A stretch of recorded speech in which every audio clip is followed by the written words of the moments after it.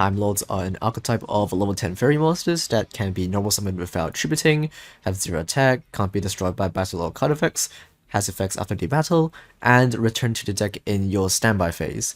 The deck aims to get infinite light on the field, an unbelievable card that fixes all the problems the monsters have. So let's go through the cards one by one. First off is our boss monster, Cephalon. This card cannot be normal summoned or set, but you can summon it with your infinite light, which ignores its summoning conditions. So you won't be summoning it with its own way. And once per turn, you can revive a level 8 or higher fairy type monster. Or you can also special summon it from your hand, I guess, but you usually won't do that. Its effect is negated, and its attack becomes 4000. So since all your Time Lords have 0 attack other than Sandion and Cephalon, it makes your Time Lords actually win the game. Next up is Zaphion. So I'll quickly explain all the effects that the Time Lord shares, except for Cephalon. So these cannot be special summoned from the deck. If you control no monsters, you can normal summon this card without tributing, can't destroy by battle or card effects. You take no battle damage from attacks involving this card, and at the battle phase, it activates in effect. So this card will shuffle all spells and traps your opponent controls back to the deck. And also, if it's sent to from the field to graveyard, you draw a card, which is really useful because if we can activate Advanced Draw by attributing Zaphion, we draw 3 cards. Next is Sandion. So this has a slightly different effect than the other Time Lords, because you can only normal summon this card if your opponent controls a monster. And also, neither player takes battle damage from attacks involving this card. So even though it has 4000 attack, your opponent actually doesn't take any damage from this card. Now, so if it battles at the end of the battle phase, you inflict 1000 damage to your opponent. So why are we playing 2 copies of this card? It is because it is a light fairy, which comes up later. Next up we have Rafan. It has the same Time Lord effects, and if this card battled, you can inflict damage to your opponent equal to half the attack of one monster your opponent controls. Michion, this card, when after it battles, it halves your opponent's life points, so it is a really strong burn effect. And while we're at it, Gabrion, this is one of the strongest 0 attack Time Lords that we have. And when after it battles, you shuffle your opponent's entire field back to the deck, but your opponent draws cards equal to the amount of the cards shuffled back to the main deck. So if your opponent has a full board of extra deck monsters, your opponent doesn't get any draws. And also we have Time Maiden, our level 1 monster that helps us search our Time Lords from the deck and also special summon them. If you control no monsters, you can special summon this card from your hand. This card can be treated as 2 tributes for a Time Lord monster. If you tribute this card, you can add a Time Lord monster with 0 attack from your deck to your hand, and also you can banish this card from your graveyard and special summon a Time Lord monster with 0 attack from your deck, ignoring its summoning conditions, but you cannot special summon other monsters during the turn you activate that effect. And we are also playing a copy of 1/1, which summons the Time Maiden from our decks, and it is level 1. We're playing some draw spells, Advanced Draw, tribute a face-up level 8 or higher monster, draw 2 cards. Usually you will want to use Time Maiden to search your Zaphion, so when you tribute it with your Advanced Draw, you draw 3 cards instead of just 2. We're also playing 2 copies of Cards of the Sky. Remove from play. It says remove from play. 1 light fairy type monsters in your hand and draw 2 cards. But you cannot special summon or conduct your battle phase during the turn you activate this card. Usually you will want to activate this card during your first turn to banish one of your light fairies, which we have 6, and draw 2 cards. And the card that we are aiming to draw in this entire deck is Infinite Light. You can activate this card by sending a face-up Infinite Machine for a spell in Trap Zone. This face-up card cannot be destroyed by card effects. Neither player can target Time Lord monsters you control with card effects, or return them to the extra deck. Once per turn, if you control no monsters, you special summon up to 1 Time Lord monster, each from your hand, deck, and graveyard, with different names, and it ignores its summoning conditions. So, you can summon your boss monster from your hand or deck, but not from the graveyard, because you can only revive monsters if it has been if its summoning conditions have been fulfilled. It is one of those weird rulings of Yu-Gi-Oh that you just have to remember. So if you send this to the graveyard with something like your skill or your empty machine, you can't actually revive it with infinite light. Next up is Infinite Machine. Its effects doesn't really matter.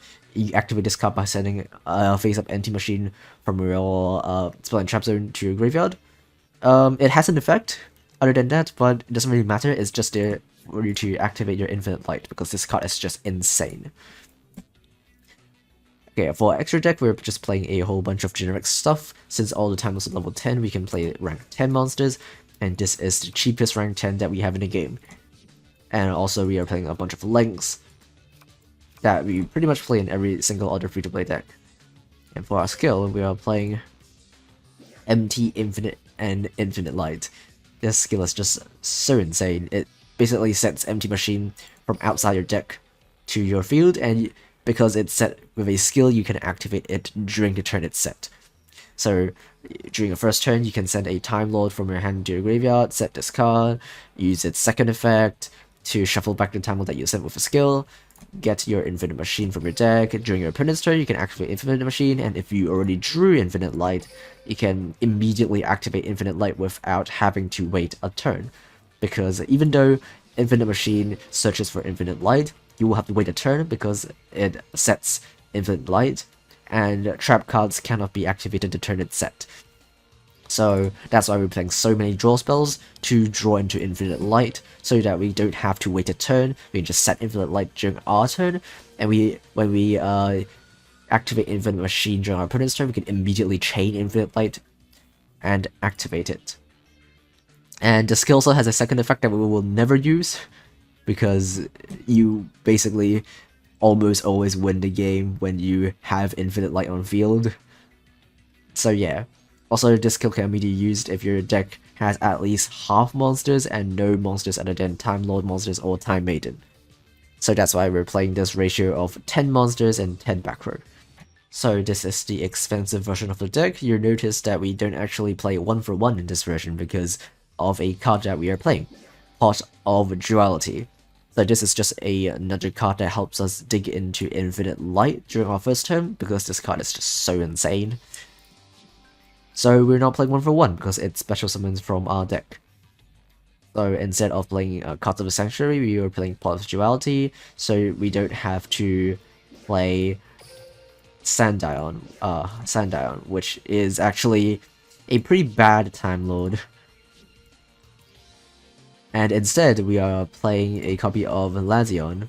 This card shuffles all cards from your opponent's graveyard to the deck when it battles, and also when your opponent draws a card once per turn, you inflict 500 damage to them. And the extra deck it's also Xyz and Links, but instead we can play the Rail Cannons because those are expensive cards, and also we can play Nightmares because the deck doesn't actually have a consistent way of getting rid of your opponent's cards during your main phase, so you have to rely on these extra deck monsters to do that. So let's go over the pros and cons of the deck. 1. Time Lords are strong.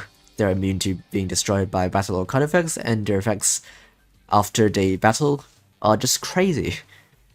2. Infinite Light is so good. The drawback of the Time Lords are that they go back to the deck after a turn, but guess what? That ain't happening. And also, they can't be targeted now. Is one Time Lord annoying enough? Well, he is 3 of them. The Enjoy MST doesn't matter because that card is immune to being destroyed. And 3. The deck spams level 10 far better than anything we've seen. Yes, it needs a turn to set up, but the Time Lords themselves are pretty strong, and the Train Xyz monsters and Nightmare Links solve the deck's weakness of having no card removal during the main phase. And the cons. 1. This deck is so reliant on Infinite Light. If that card gets destroyed while it's set, or it gets banished by Cosmic, or it gets bounced by Unicorn, or if you just don't draw it and lose before you can set it with your skill, you are going to lose. And 2, the Time Lords have 0 attack, and that is usually not a problem, but if you're trying to push for a game, that means you will have to make extra deck monsters, which aren't protected by Infinite Light. 3. there are not a lot of space for backrow. I'm not talking about the deck, I'm talking about the field, because you most likely have a activated empty machine plus a set infinite machine and infinite light turn 1, which means you literally have no space left for any other kind of backrow to disrupt your opponent. Overall, this deck is actually really good. While infinite light still has its weaknesses, it's still crazy strong, and the Time Lords are hard to out. I would recommend this deck for new players. Let's get into the replays. Okay, this replay shows that our usual combo where we're going first. We have drawn infinite light, which is really nice. First we'll activate our skill, pitching a Time Lord. It doesn't matter what Time Lord, it just has to be a Time Lord, because we'll use Empty Machine to shuffle that Time Lord back to the deck and activate an Infinite Machine. And then we'll use cards from the sky, drawing some cards, and set Infinite Light. During our opponent's draw phase, we'll activate Empty Machine to discard a Time Lord to draw a card, so we have a Time Lord both in our hand, graveyard, and deck that we will summon later. He's gonna try to banish our Empty Machine, which is a bad choice. He should have banished Infinite Light. But since he didn't choose my Infinite Light, I can use Infinite Machine and then Infinite Light. And even if he tries to make a Dark Magic attack, it doesn't really matter because our Infinite Light cannot be destroyed by card effects. He's gonna future summon the Dark Magicians, which does not out our Time Lords. We're gonna activate the mandatory effect to shuffle back to the deck, but it doesn't shuffle back to the deck because of our trap. We're gonna make a rank 10, pop his back row, the Cephalon, revive a Time Lord, it will gain 4000 attack. He will be able to summon back 2 monsters from his deck, but he basically already won at this point. Gabriel will activate its shuffle effect, but because it's summoned with Cephalon, it is negated. He's going to return his Magic Cylinder to grab a Dimension Conjurer with a skill, and also a Dark Magician Girl. He's gonna normal summon his Conjurer, which grabs a Magical Dimension from his deck. He's gonna activate it immediately, and summon a monster, but since our monsters cannot be targeted, he's forced to target the Xyz monster. During our turn, Gabrion attempts to shuffle itself back, which doesn't happen. We're gonna revive one more monster, and attack with all 3 of our 4000 attack Time Lords. In this game, we are going second. This deck doesn't really want to go second, because Infinite Light needs a turn of setup, but we did draw it, which is pretty nice. And our opponent is playing Fluffles, which means their turn 1 setup will be pretty bad, because Fluffles are bad going first. They're going to do their usual Fluffle stuff. They're gonna use Toy Vendor, get some searches, get some draws, get Fluffle out to search Poly, and then he's gonna make a fusion monster this turn.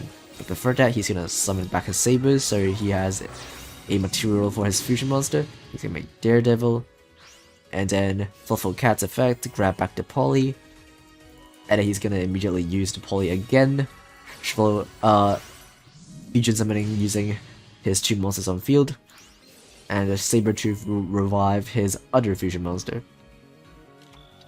Okay, our turn we can activate our skill, setting an Empty Machine to our field, shuffling back the Time Lord that we sent with the skill to set an Infinite Machine from our deck. Then we're gonna use 1 for 1 to pitch our Time Lord to get a Time Maiden. Time Maiden will grab a Time Lord from the deck, so now we have 1 Time Lord in hand and 1 in grave, which is perfect for our Infinite Light. We're gonna pass back to our opponent, which will change his monster to attack and attempt to go for a lethal. We will activate Machine and then Chain Light, and Light will summon 3 Time Lords from hand, graveyard, and deck. So we're gonna summon all the Time Lords, and he has no choice but to pass because he can't out our Time Lords. We're gonna XC summon another Sky Plus, which will pop his fusion. He's gonna deal us a bit of effect damage. We're gonna revive a Time Lord with 4000 attack and attack for game. this game shows how the expensive version of the deck plays. It's pretty similar because the strategy is pretty much the same, but we have access to Pot of Duality to help us get Infinite Light, but I guess we don't have to use it because we drew the card. Our opponent is playing Sulfur Chords. He's gonna activate Elegance to draw 2 cards. This card is just unbelievable. But I guess he can't Pendulum Summon this turn. We're gonna use a skill, make Empty Machine set to Infinite Machine, and then we're gonna Special Summon Time Agent to grab ourselves a Time Lord. We're gonna normal summon a Time Lord since this Zephion shuffles back his backrow to the deck, but he will compulse it before we can attack. We're gonna Empty Machine during draw step to send the Zephion. And there it is, 1 in hand and 1 in grave.